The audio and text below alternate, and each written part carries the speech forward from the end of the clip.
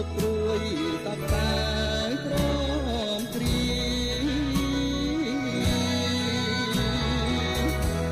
នឹកណាស់មិនហ៊ានហាមាត់លីទឹកភ្នែកក្លោតាចាក់ចោលរំដួលប្រពុំ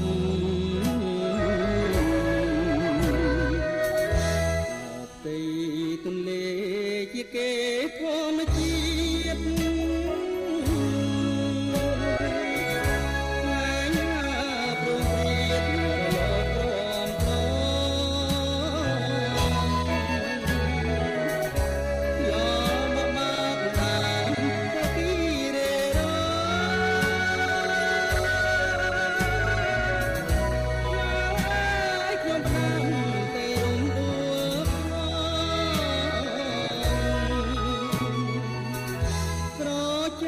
ភ្នំពេញវើ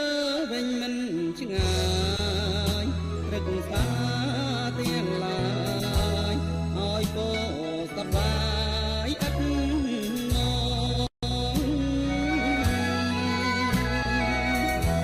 បើសិន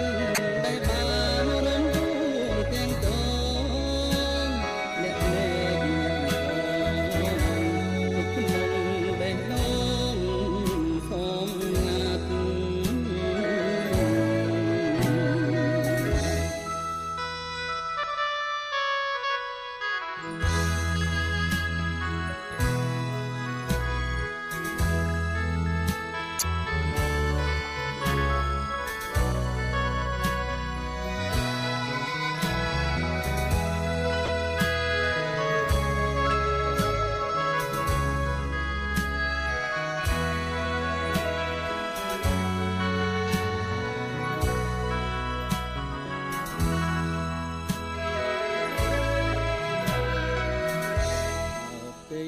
ទន្លេ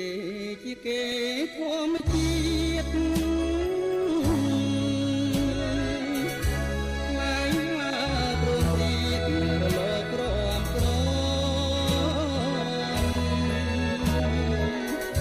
ចលបាបតាមក៏ពីរេរ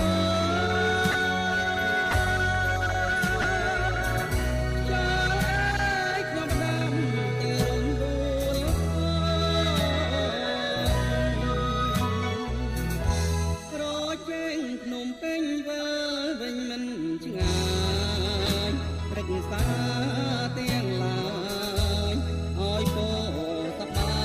យឥតមកបើសិន